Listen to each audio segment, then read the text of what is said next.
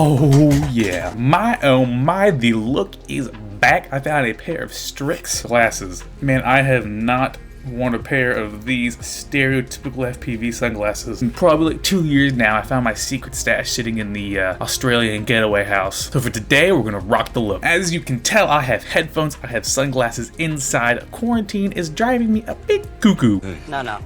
He's got a point. What's up, guys? Welcome back to another fucking video. It has been forever, like literally dawn of time, forever status since I've seen you guys. It has been a crazy year, and it doesn't take me to tell you guys that. And because of that, there's been a lot less flying. Also, on top of that, about today's video, that means there has been a lot more time at home working on things like the brand new FlightOne H7 Lightning flight controller.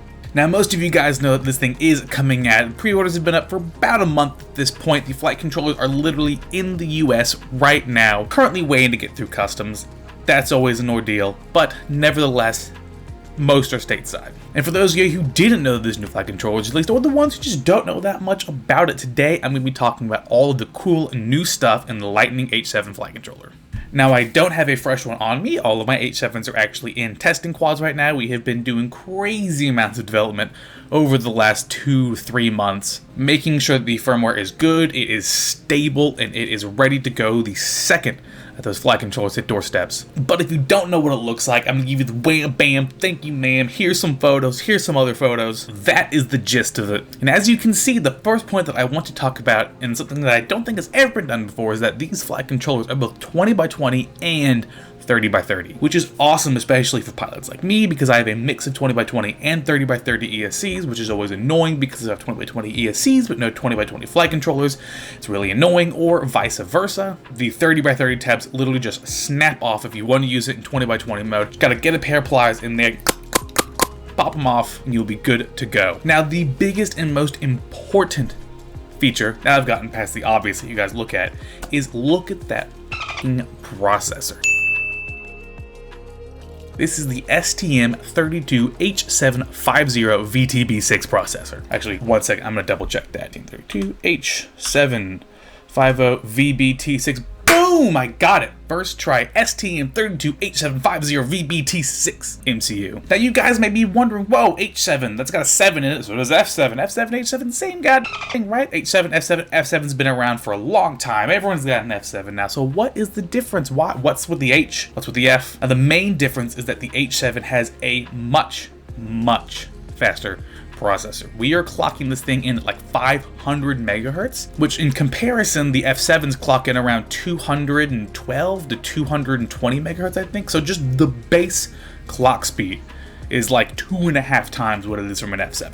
And then on top of that, all the hardware acceleration that's built into the H series is absolutely next level. There is tons of incredibly fast cached RAM on board that make calculations just absolutely lightning fast and has really freed up a ton of CPU load for us. It is crazy, and it is so overkill for what we have right now, which is fantastic for future proofing, because as you know, it really sucks to have to buy brand new flight controllers and change everything out and relearn everything every 3 months. So this is an absolute next generation, next level step. And it's so exciting, especially now being able to work on the dev team, work on this platform, and have so much extra processing power for all the fun stuff I've always wanted to do. And in bringing to the fun stuff, with all that extra processing power, for the first time ever, we are introducing a neural net or AI-based filter. Now, you can watch the video that me and Preston talk all about the brand new AI filter that I've been writing and designing for this, and the link to that video is in the description below. But basically, it's literally just an on-off filter.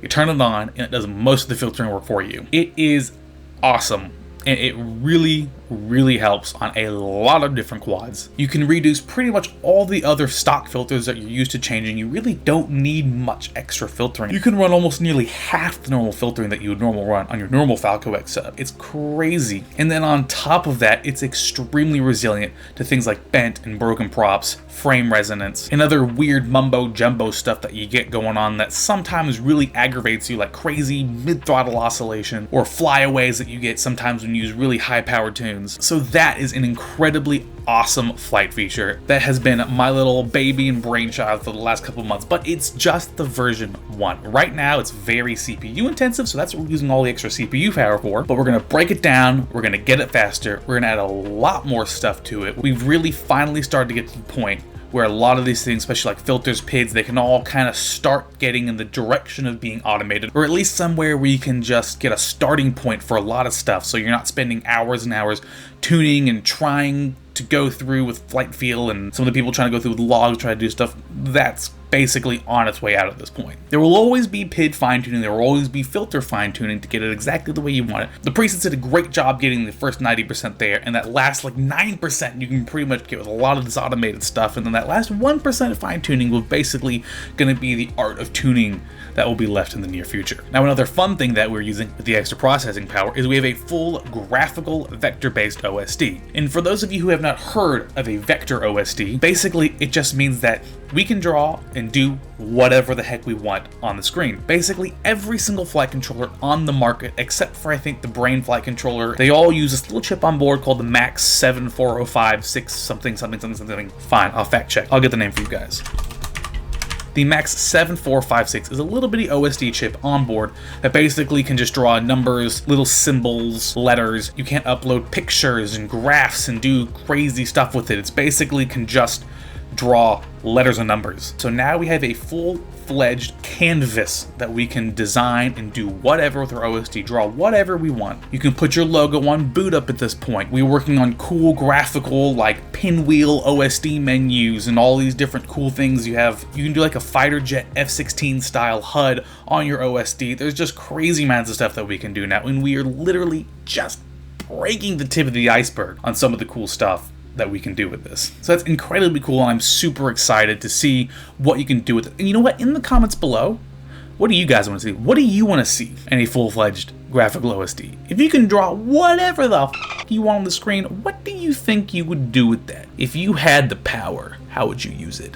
But I digress. We are going to go ahead and go on to the next really cool point about this flight controller is that we're also rolling out a brand new replacement plan. Now, everyone knows that FlightOne is pretty much the only company to have like an actual legitimate replacement plan where if you actually physically break your you're flying, you can get a discount on new Now, it's not break it and get stuff for free, but it's pretty good. It's somewhere along the lines of a 20 to 30% discount on the next stuff you purchase from the FlightOne store. But we've gone one step further. We are so positive that this flight controller is absolutely incredible and very durable that we have decided the new replacement plan is literally just $10 flat to cover shipping and handling fees. And that's literally it. You break a flight controller, you send that thing down the side of a building into a wall of concrete at Mach 6 and literally obliterate it.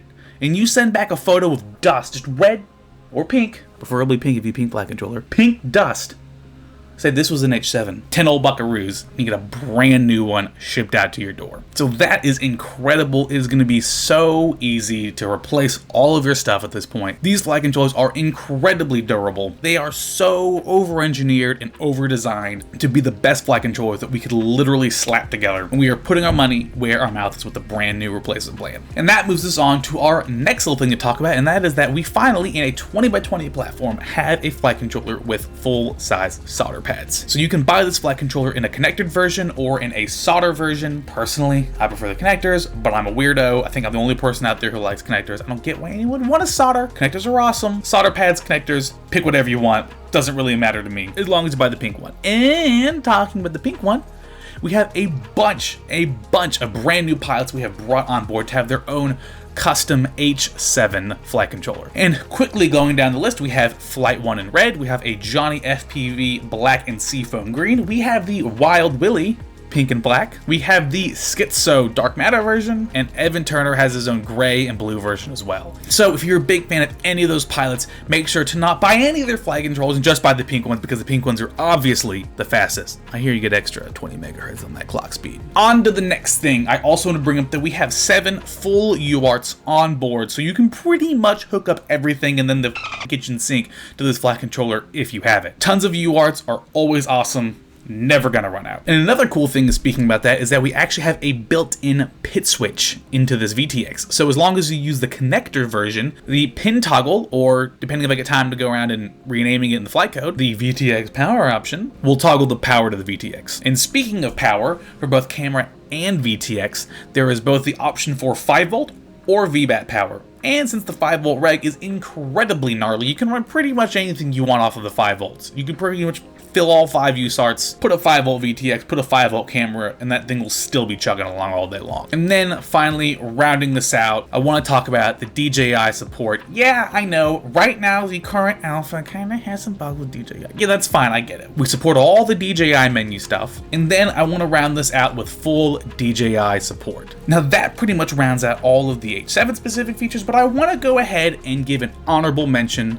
to GPS return to home. Now this is technically in the revolts too, but I want to bring it up because I worked a long time on that and put a lot of work to make sure that is working well, and is currently in place in the pre-alpha builds, I believe. But when this H7 drops, new alphas, new firmware for everyone, all the stuff we've been working on for the last month, 2 months, is all going to be released. Everyone's going to have returned to home, and that is an awesome feature. I will do a specific video on compatible GPSs, how to set it up, what it looks like, and how to use it, but it is super easy. I had a whole little wizard I have. You go through it, set it up, it'll set everything up for you, detect your GPS, help you set up all the tunes that you need for it, and it will basically make it so it's just a switch or on failsafe, or both. You can do both. It really doesn't make a difference to me, honestly. I don't really care. So yeah, return to home is super cool, and it's been in a very awesome and interesting path, especially now going down the road of development of more autonomous features. So be on the lookout for some more autonomous stuff in the future, because that is really,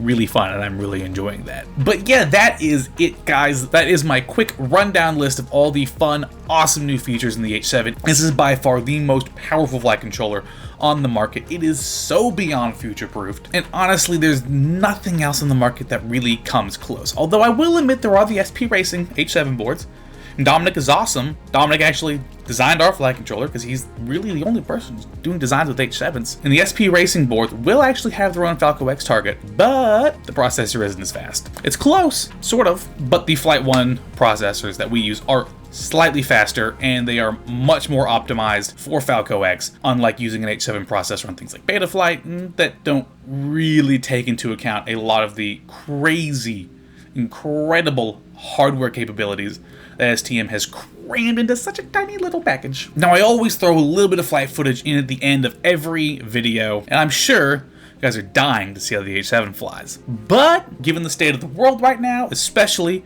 in Melbourne, because Victorians have absolutely no idea how to handle the worldwide pandemic, we are still stuck in lockdown. We've basically been in lockdown for like 3 months at this point. April, May, June, July, 5 months. We've been in lockdown for nearly 5 months, with a couple weeks off somewhere in the middle, like 2 weeks off. So basically, the amount of flying that I've done at actual places is pretty much next to nothing. So what that means is you guys get the little grass patch backyard flying to go ahead and at least hopefully satisfy some of your tastes, some of your needs to see some of this H7 flight footage.